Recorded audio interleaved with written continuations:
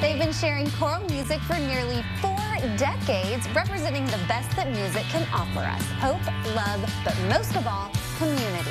And here now from the chorale is Artistic Director Simon Tiffin and chorale member Sandy Finnerty. Welcome to both of you.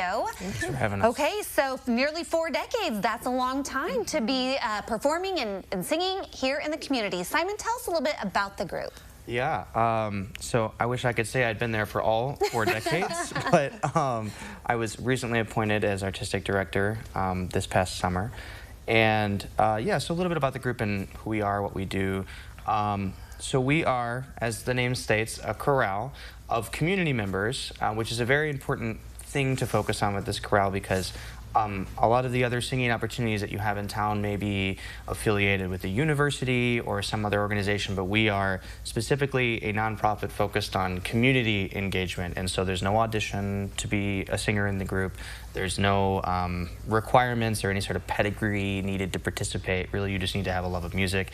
And our group exists mainly to support education in schools and to support the singing of short-form choral music amongst amateurs and professionals alike. And that's kind of where the non-profit aspect comes in, is because then you are giving it back, right? Yes. Sandy, 40 years is a long time to be performing, and I'm thinking back to just 4 years ago when we experienced COVID, how you all were still able to be successful and thrive and keep your group together even during a pandemic. Well, we stopped for a little while due to the death of our previous director and COVID, but the group is so much of a community, as Simon mentioned, that we really wanted to stay together and start up again, and so due to a number of members who kind of got together and worked with Simon, we were able to do that, and so we're happily going on. I should say I too was not there 40 years ago. Oh my, but we're glad you're here now. Thank you. For sure. And we have a concert coming up on April 13th. So what are we going to be performing? What can the audience look forward to? It's going to be a pretty broad array of styles. The title of the program is Heaven and Earth.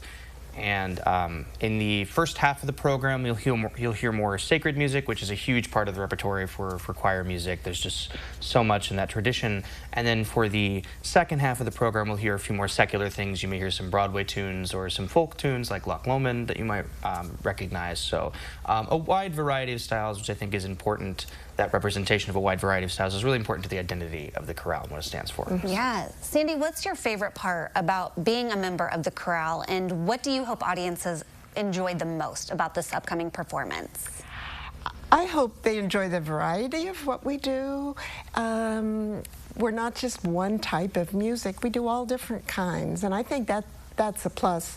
What I enjoy most is the rehearsals, the singing, the mental challenge I get from it, and the knowledge that at the end I've worked really hard and can accomplish something. Yes. Now, we've mentioned it's April 13th. Do people need tickets? When and where? Let's go over those details. So it'll be at Faith United Methodist Church. That's on Prospect Avenue, right by Art Mart. There is no entry fee. There's a suggested donation of $20, and the concert is at 3:30 p.m. in the North Sanctuary of the church. And part of those donations are going to go towards your new scholarship. Absolutely, the Young Artist Scholarship. So we've been giving the Young Artist Scholarship for a long time. We give it to a graduating high school senior who wants to focus on studying music in some sort of intense degree when they go to college.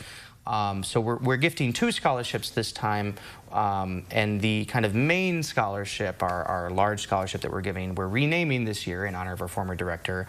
We're going to call it the Julie Byler Memorial Scholarship, and we're happy to not only gift those scholarships but also feature those young artists on the program.